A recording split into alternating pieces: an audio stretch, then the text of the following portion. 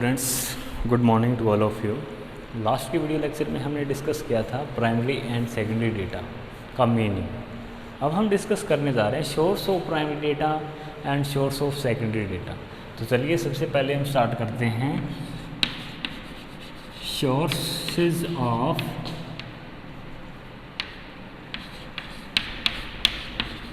Primary data, या हम ये कहते हैं कि method of collecting primary data. Primary data collection के मेथड कौन कौन से हैं, तो ये पहला टॉपिक है आज के हमारे लेक्चर का। तो इसे हम एक एग्जांपल के थ्रू स्टडी करते हैं। डायरेक्टली मैं आपको ये नहीं बताऊंगा कि फर्स्ट मेथड ये है, सेकंड ये है और थर्ड ये है और फोर्थ फिफ्थ एंड एटसेट्रा। हम एक एग्जांपल स्टडी करेंगे। तो चलिए एग्जांपल हम ड्रॉ कर लेते हैं। बीकॉम सेकेंड ईयर के स्टूडेंट हो आप, तो बीकॉम सेकेंड ईयर से रिलेटेड ही एक एग्जाम्पल हम एज्यूम करते हैं। बीकॉम सेकेंड ईयर में हमने एज्यूम किया कि 160 स्टूडेंट हैं। 160 बीकॉम सेकेंड ईयर में स्टूडेंट्स हैं। ये बिलोंग करते हैं Rohtak and Jind and Hisar district से। हमने एज्यूम किया है, एक्चुअल में हो सकता है कहीं और से भी बिलोंग करते हैं। तो इन 3 डिस्ट्रिक्ट से ये सभी स्टूडेंट्स बिलोंग करते हैं। 160 स्टूडेंट्स हैं। अब यहाँ पे इन्वेस्टिगेशन मान लेते हैं कि राकेश कर रहे हैं।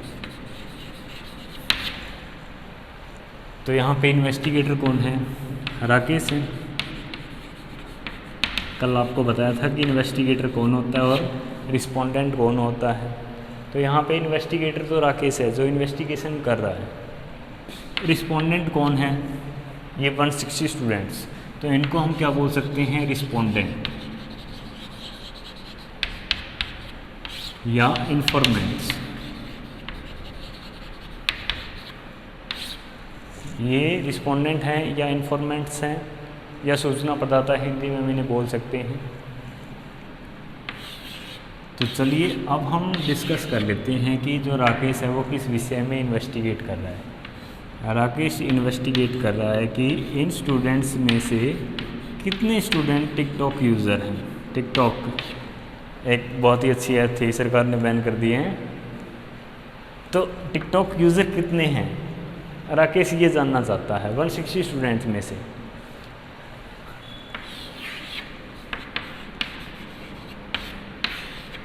तो वो इन्वेस्टिगेशन कर रहा है। अब वो डेटा कलेक्ट करेगा।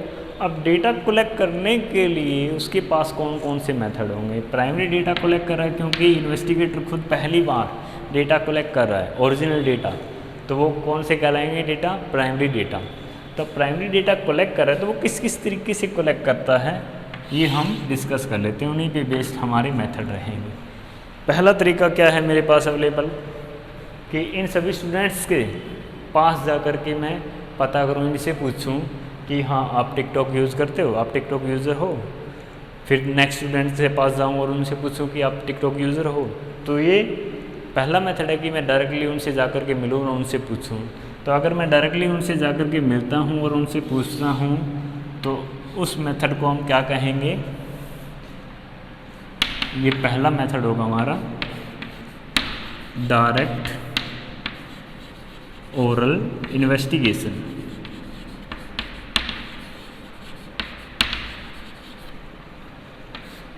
तो अगर इन्वेस्टिगेटर पर्सनली जाकर के रिस्पोंडेंट से इंफॉर्मेशन एक्वायर करता है तो वो क्या कहलाता है? Direct oral investigation. जैसे इसमें इन्वेस्टिगेटर ने जाके सभी स्टूडेंट से पूछा कि आप टिकटॉक यूज़ करते हो कि नहीं करते। अब उन्होंने जवाब दिया और उन जवाब के बेस पे डेटा कलेक्शन हुई।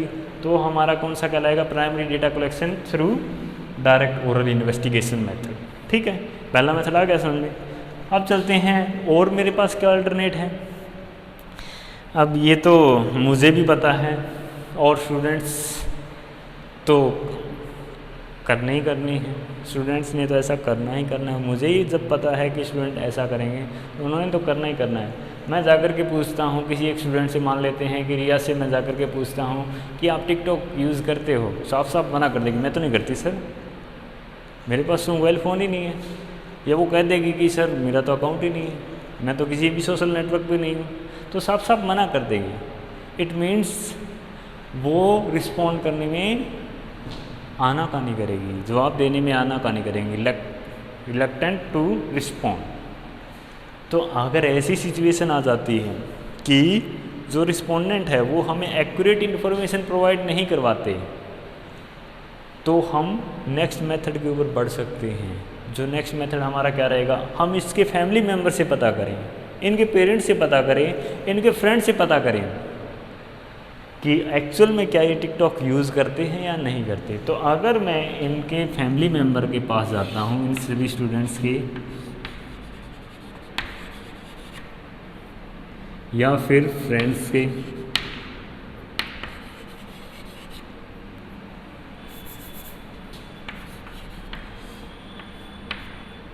या फिर मैं इंफॉर्मेशन कलेक्ट करता हूँ इनके रिलेटिव से, जो रिश्तेदार हैं इनके। तो अगर मैं इनसे इंफॉर्मेशन कलेक्ट करता हूँ तो वो मेथड हमारा कौन सा मेथड होगा, डायरेक्टली मैंने इनसे जा कर के कॉन्टैक्ट नहीं किया, इनडायरेक्टली इंफॉर्मेशन कलेक्ट कर रहा हूँ, तो वो हमारा होगा इनडायरेक्ट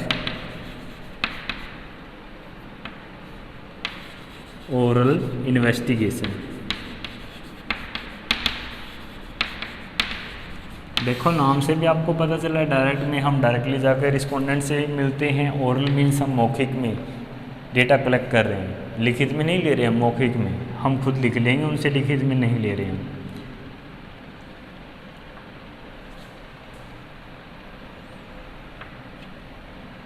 और इनडायरेक्ट में हम उनसे डायरेक्टली नहीं मिलते, उनके फैमिली मेम्बर से, रिलेटिव से या उनके फ्रेंड से पता करते हैं कि क्या वो उस पर्टिकुलर ऐप को यूज़ करें जिसका हमने एग्जांपल लिया है, टिकटॉक यूज़ करते हैं कि नहीं करते। तो ये हो गया सेकंड मेथड जिससे मैं डेटा कलेक्ट कर सकता हूँ। इनके अलावा और कौन सा मेथड हो सकता है मेरे पास, इनसे खुद जा कर के मैंने पूछ लिया, इनके रिश्तेदारों से पूछ लिया। अब अगर इनकी मुझे इन्फॉर्मेशन चाहिए तो मैं अपने एजेंट भी तो अपॉइंट कर सकता हूँ जहाँ जहाँ ये रहते हैं, इनके लोकल एरिया में कर सकता हूँ कि नहीं कर सकता। इट मीन सीसीटीवी, जो ह्यूमन सीसीटीवी है वो भी तो लगा सकता हूँ इनके ऊपर। तो मैं अगर अपने एजेंट अपॉइंट कर दूँ इन सभी एरिया में, जिन एरिया में ये रहते हैं, और उन एजेंट से मैं इंफॉर्मेशन लेता हूँ, तो वो मेथड हमारा कौन सा मेथड होगा, वो थर्ड मेथड होगा हमारा इंफॉर्मेशन थ्रू कॉरेस्पॉन्डेंट।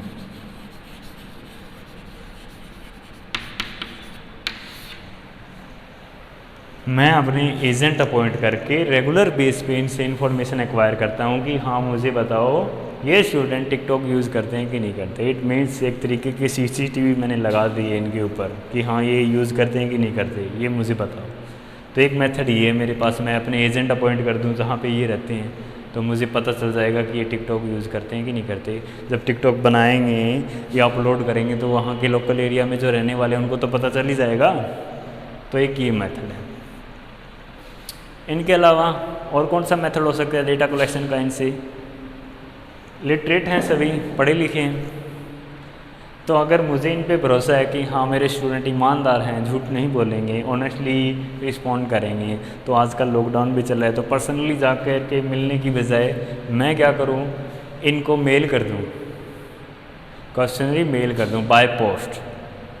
आजकल ईमेल के ज़रिए भी की जा सकती है, लेकिन बाय पोस्ट अगर मैं मेल कर देता हूँ क्या, क्वेश्चनरी एक प्रश्नावली तैयार करके, तो वो मेरा जो मेथड होगा, वो नेक्स्ट जो मेथड है वो हमारा क्या रहेगा, फोर्थ मेथड, मेल्ड क्वेश्चनियर। मैं क्वेश्चनियर मेल कर दूँ इनको, एक प्रश्नावली बना करके इनको मेल कर दूँ, ये मुझे रिस्पॉन्ड कर देंगे। मैं एक प्रश्नावली कुछ इस तरीके से बनाऊँ कि आजकल जो ट्रेंड में टिकटॉक पे जो वीडियो चल रही, अब तो चलो बैन हो गई, उस टाइम जब वो चल रही थी तब तो उसके बारे में कुछ क्वेश्चन मैंने पूछ लिए, टिकटॉक स्टार के बारे में कुछ क्वेश्चन मैंने पूछ लिए। अगर वो उन्होंने सही जवाब दिया, इट मीन्स वो क्या है, खुद टिकटॉक यूज़र हैं कि नहीं, तो इस तरीके से मैं पता कर सकता हूँ, एक अच्छे क्वेश्चनियर प्रिपेयर करके उनको मेल कर दूंगा और फिर वो मुझे वापस कर देंगे। तो वो हमारा कौन सा मेथड होगा, मेल क्वेश्चनियर मेथड। अब इसी क्वेश्चनियर से रिलेटेड एक और, इसी के डीमेरिट्स को दूर करने के लिए एक और मेथड डेवलप हुआ। इसमें कंडीशन क्या है, जो हमारे रिस्पोंडेंट हैं वो लिटरेट होने चाहिए, पढ़े लिखे होने चाहिए, तभी वो क्वेश्चनियर फिल कर पाएंगे, तभी वो रीड कर पाएंगे। अगर ये पढ़े लिखे नहीं हैं तो फिर उस केस में तो ये रीड ही नहीं कर पाएंगे क्वेश्चनियर, जो प्रश्नावली मैंने तैयार की वो रीड ही नहीं कर पाएंगे, तो आंसर कैसे करेंगे। आंसर करने के लिए भी पढ़ना लिखना नहीं आता। तो अब मैं क्या करूँ, उनके लिए क्वेश्चनियर रीड करने वाला और आंसर फिल करने वाला एक पर्सन ढूंढ लूँ। अब वो पर्सन किसकी हेल्प कर रहा है, इन्वेस्टिगेटर की हेल्प कर रहा है कि नहीं कर रहा है। अब इन्वेस्टिगेटर की जो हेल्प करता है डेटा कलेक्शन में, उसको हम क्या बोलते हैं, न्यूमरेटर्स। ये मैंने आपको लास्ट लेक्चर्स में भी बताया था।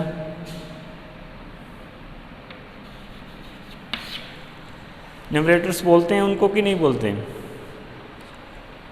तो अगर मैंने न्यूमरेटर्स की हेल्प ली है क्वेश्चनियर फिल करवाने के लिए, तो वो जो हमारा नेक्स्ट मेथड होगा वो कौन सा मेथड होगा, तो उस केस में क्वेश्चनियर की जगह जो वर्ड यूज़ किया जाता है वो वर्ड यूज़ किया जाता है schedule to be filled by numerators.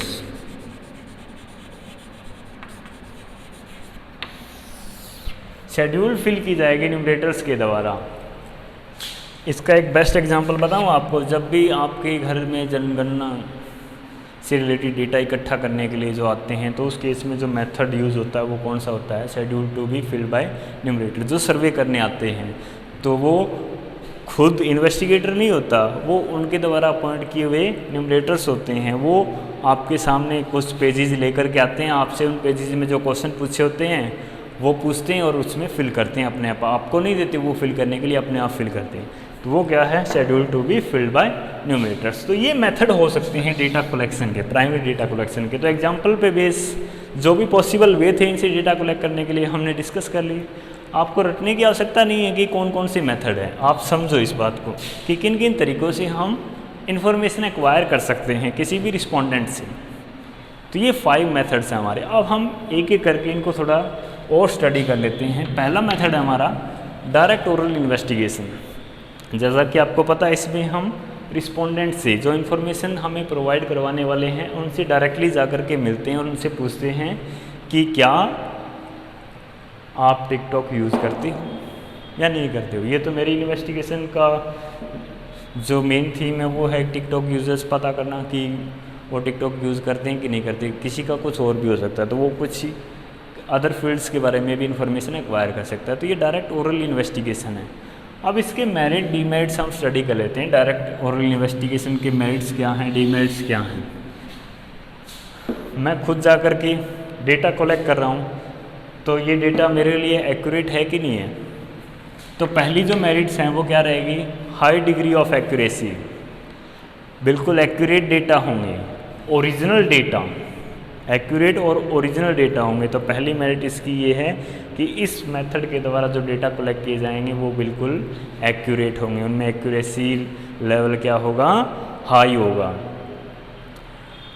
इनके अलावा यूनिफॉर्मिटी रहेगी डेटा में बिल्कुल यूनिफॉर्मिटी रहेगी, क्योंकि मैं ही डेटा कलेक्ट कर रहा हूँ एक अकेला पर्सन, तो मैं एक सिस्टम के अकॉर्डिंग उसी सिस्टम से सभी से इन्फॉर्मेशन एक्वायर करूँगा। जैसे पहले मैं सभी से जाकर के ये पूछूंगा कि मोबाइल फ़ोन यूज़ करते हो, अगर उनका आंसर यस आता है तभी मैं आगे बढ़ूँगा। अगर वो डायरेक्टली मना कर देते हैं फिर तो सवाल ही नहीं होता कि टिकटॉक वो यूज़ करते हैं। तो एक सीक्वेंस के रूप में मैं जो चल रहा हूँ उसी फॉर्म में जो डेटा कलेक्शन है वो सभी से किया जाएगा।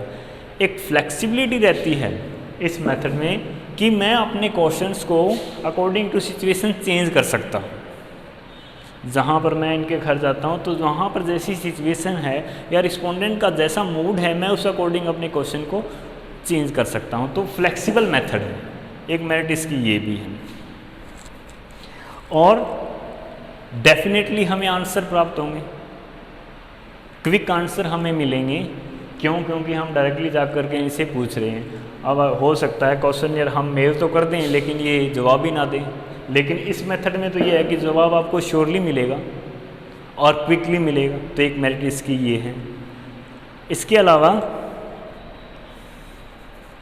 जो भी डाउट्स हैं, मेरे जो डाउट हैं, इट मीन्स जो इन्वेस्टिगेटर के डाउट हैं, वो ऑन द स्पॉट क्लियर किए जा सकते हैं।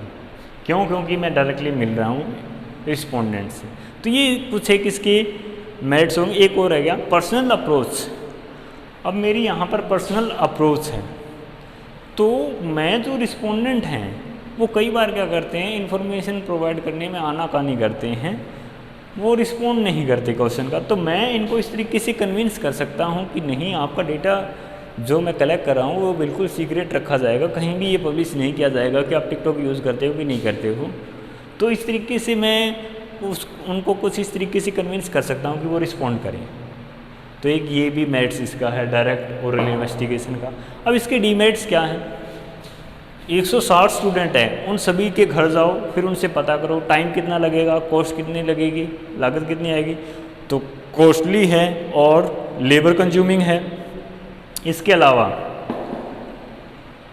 मेरे जो फेवरेट स्टूडेंट्स हैं, हो सकता है मैं बायसनेस कर जाऊँ उनके साथ, उनको ना दिखाऊं कि वो टिकटॉक यूज़ करते हैं, क्योंकि अगर मैं ही बायस हूँ, मैंने ही पक्षपात किया है, तो फिर जो डेटा हैं वो एक्यूरेट नहीं हो सकते।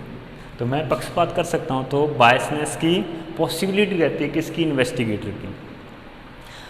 और इसके अलावा इसके डीमेरिट्स क्या हैं?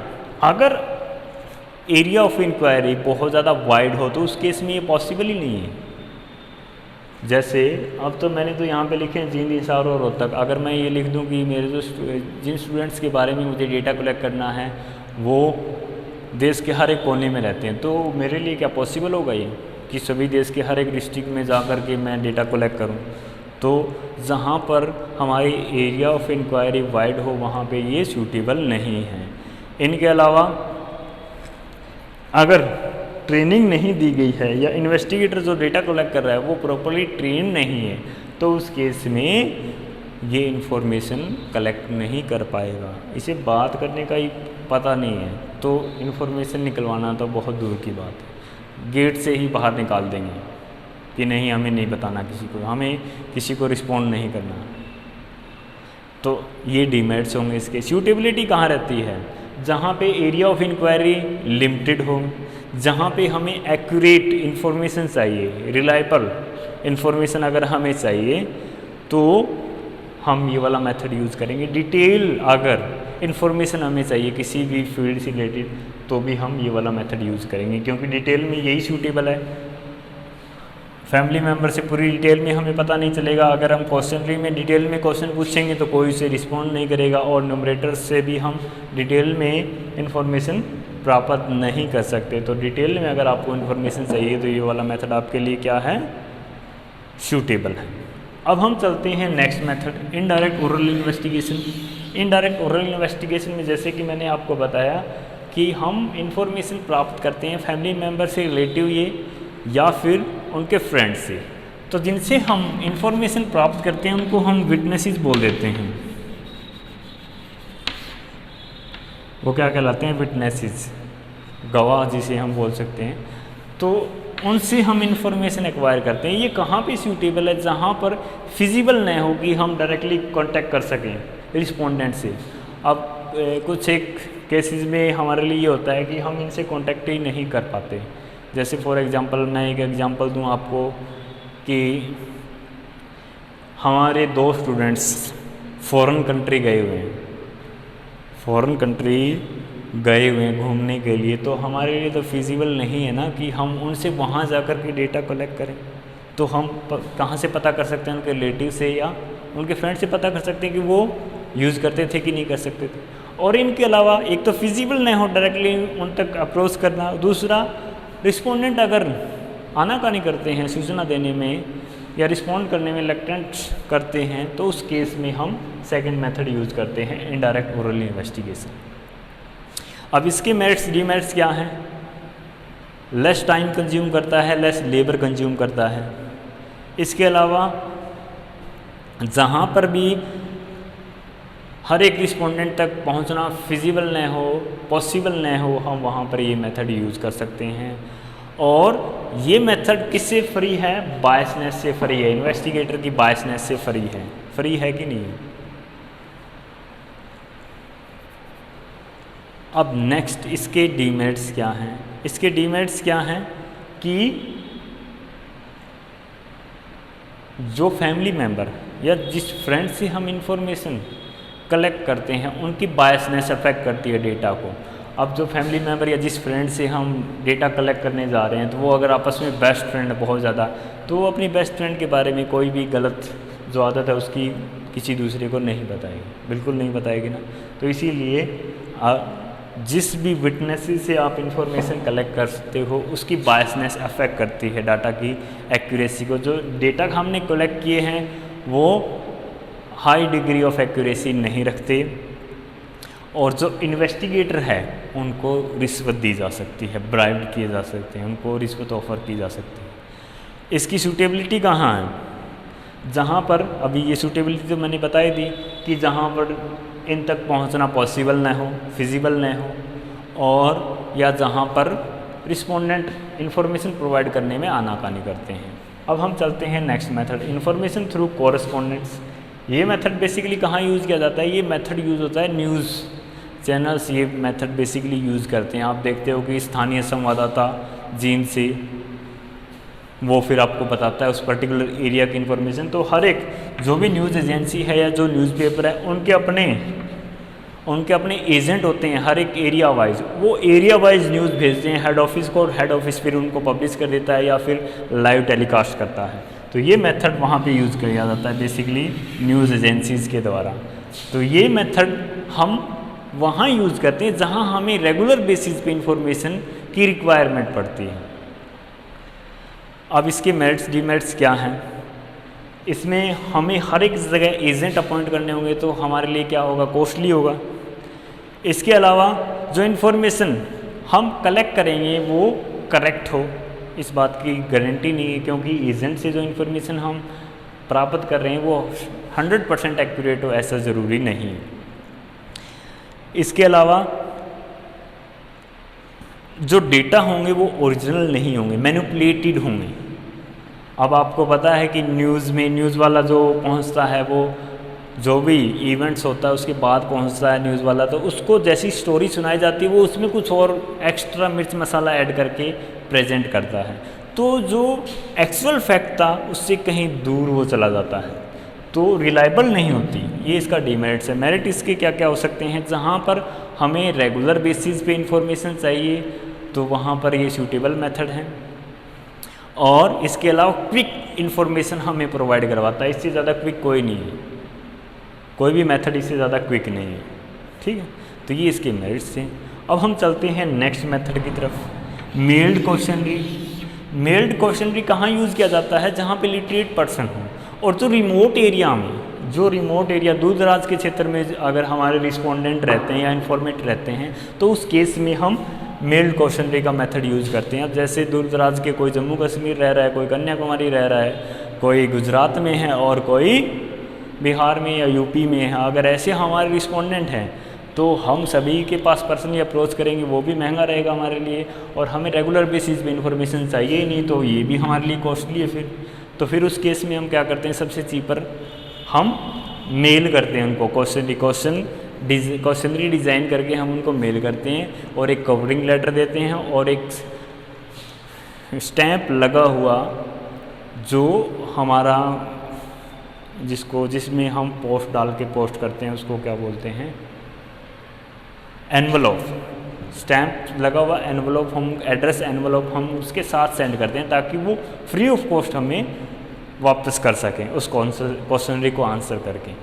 तो ये वाला कहाँ यूज़ किया जाता है? जहाँ पर हमारे जो रिस्पोंडेंट है वो लिटरेट हो, शिक्षित हो, और हमें इन्फॉर्मेशन कहाँ से कलेक्ट करनी हो? जो रिमोट एरिया से, और हमारी जो एरिया ऑफ इंक्वायरी है वो बहुत ज़्यादा वाइड हो, तो उस केस में हम क्या कर सकते हैं?